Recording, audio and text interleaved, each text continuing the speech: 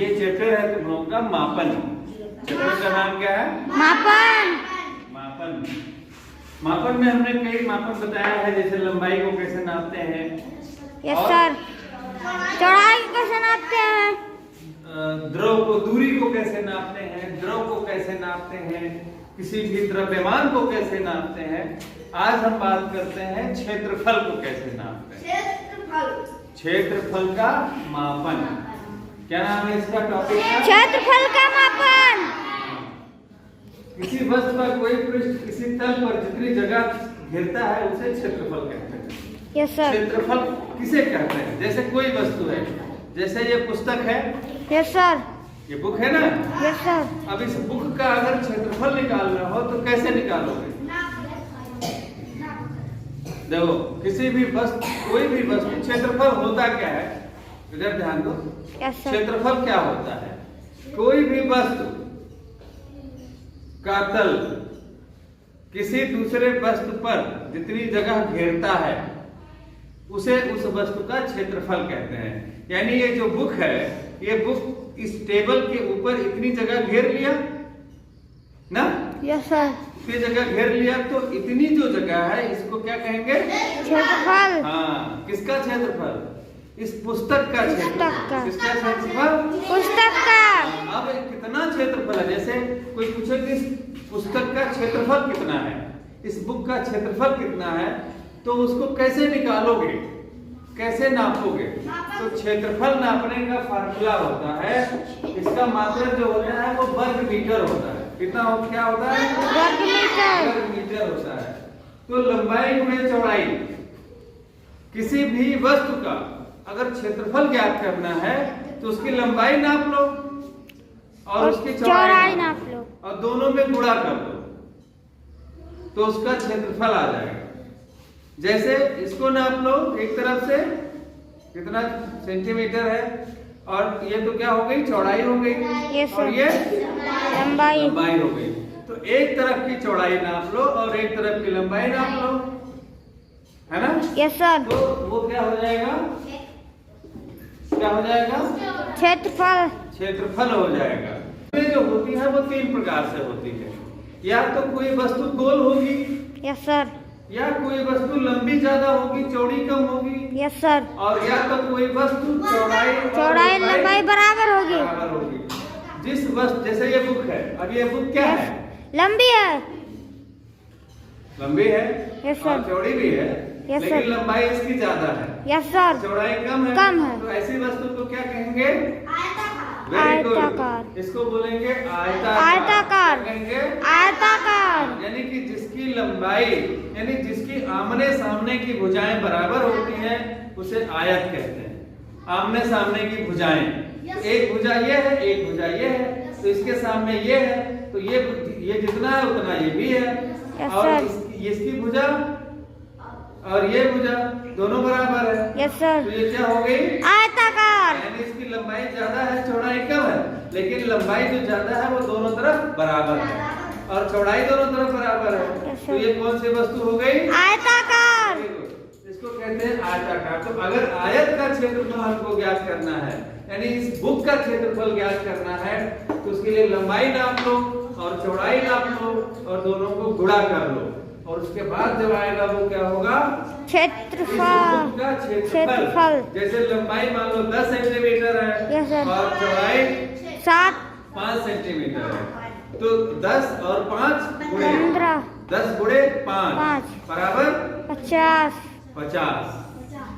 तो इसका क्षेत्रफल कितना आ जाएगा? 50 सेंटीमीटर में। ठीक है? यस तो ये सर। आयत का क्षेत्रफल होता है। फिर आता है वर्ग का क्षेत्रफल। वर्ग देखा है कभी? वर्गाकार, जिसके चारों भुजाएं बराबर हो। वर्गाकार का मतलब क्या होता है? चारों भुजाएं बराबर हो। जिसकी चारों भुजाएं बराबर हो वो वर्गाकार होता है। कोई एक वस्तु है जिसकी चारों भुजाएं बराबर है, तो इसको अगर हमें ज्ञात करना है तो कैसे करेंगे? भुजा गुणे भुजा, यानी एक भुजा नापेंगे, यस सर। दूसरी भुजा नापेंगे और उसको फिर गुणा करेंगे। अब गुणा करने के बाद जो आएगा वो क्या हो जाएगा? ए स्क्वायर। तो ये वर्गाकार वर्ग का क्षेत्रफल का क्षेत्रफल कहते हैं, भुजा वर्ग कहते हैं। यानी एक ये हो गया, एक ये हो गया। यानी अगर ये 2 सेंटीमीटर है और ये भी 2 सेंटीमीटर हो जाएगा। Yes sir. तो 2 सेंटीमीटर और ये भी 2 सेंटीमीटर हो जाएगा। यस तो 2 सर। दूना 4 सेंटीमीटर। लेकिन अब ये 4 सेंटीमीटर जो हुआ है केवल एक भुजा का हुआ है, लेकिन कितनी भुजाएं होती हैं? 4 भुजाएं होती हैं। तो उसको फिर से उसका वर्ग कर देंगे, स्क्वायर कर देंगे। यानी कि अगर ये 4 सेंटीमीटर आया है, यानी ए आया है 2 सेंटीमीटर और बी आया है, ये बी है और ये भी है, तो बी आया है 2 सेंटीमीटर, है ना? Yes sir. 4 हो गया, 2 4 सेंटीमीटर हो गया। 2 गुणे 2 बराबर 4 सेंटीमीटर। अब ये 4 का वर्ग होगा, तो 4 का वर्ग कितना हो जाएगा? 16 से गुणा करेंगे तो कितना हो 16 तो इसका वर्ग क्षेत्रफल कितना हो जाएगा? 16 सेंटीमीटर हो जाएगा। गोले का क्षेत्रफल निकालते हैं, तो गोले का एक केंद्र है। क्या है? केंद्र है। और केंद्र फिर ये यहाँ से यहाँ तक जो लाइन है, ये क्या है? इसका त्रिज्या है। क्या है? त्रिज्या है। और ये किनारे वाला जो एरिया है, ये क्या है? परिधि है। तो ये त्रिज्या है, त्रिज्या यानी r। तो ये r बराबर ये पाई है, पाई गुणे त्रिज्या r स्क्वायर, त्रिज्या स्क्वायर, त्रिज्या r स्क्वायर। पाई का मान कितना होता है? तो जो वृत्त का क्षेत्रफल होता है, वृत्त का क्षेत्रफल क्या होता है? पाई गुणे त्रिज्या स्क्वायर। और त्रिज्या को हम r से प्रदर्शित करते हैं। r का मतलब होता है रेडियस। r का मतलब होता है रेडियस, तो त्रिज्या कहते हैं उसको। तो पाई का मान कितना होता है? 22/7। हाँ गुड, 22/7। पाई बराबर कितना होता है? ये कौन सा है? पाई। क्या कहते हैं इसको? पाई का मान कितना होता है? 22/7। यानी 22 को अगर 7 से भाग दे दें तो 3.14 नहीं बोलते हैं।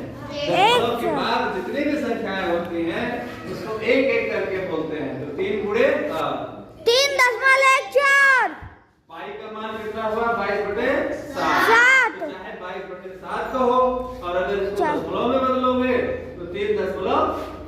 इस तरह से किसी वृत्त का क्षेत्रफल ज्ञात कर सकते हो। जैसे ये गिलास है। Yes sir. अब गिलास का जो ये वाला सरफेस है, एक वृत्त ही तो है। Yes sir. तो ये वृत्त है। जैसे ये वृत्त हो गया यहाँ पे,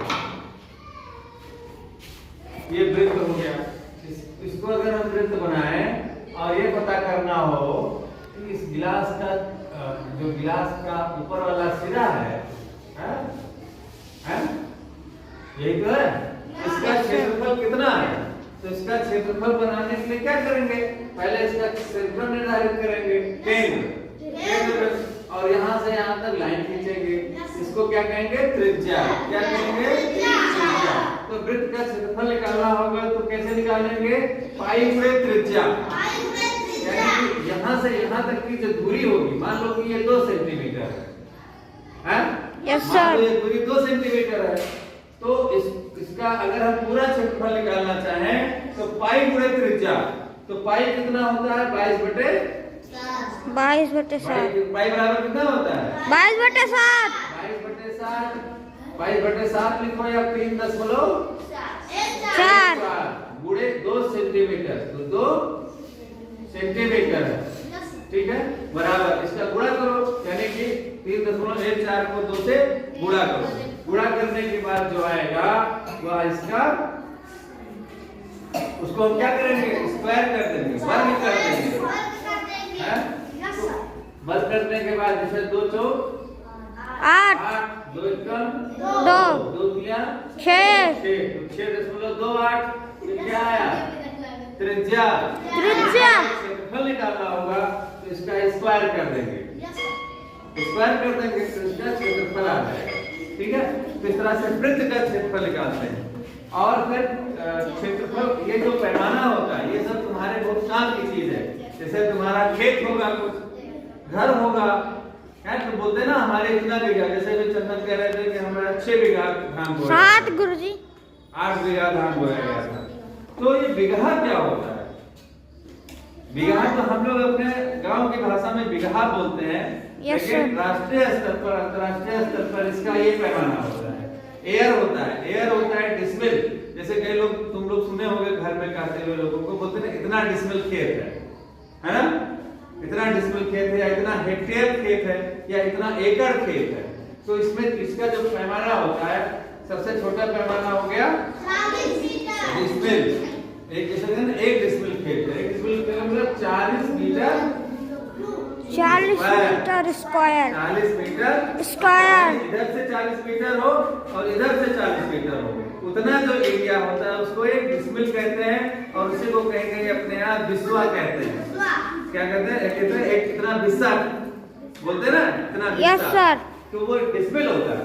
तो 40 मीटर यानी 40 मीटर इधर से और 40 मीटर इधर से जो एरिया होता है उसको डिसमिल कहते हैं। डिसमिल। और जब 100 मीटर स्क्वायर मिला देते हैं तो एक एयर होता है। क्या होता है?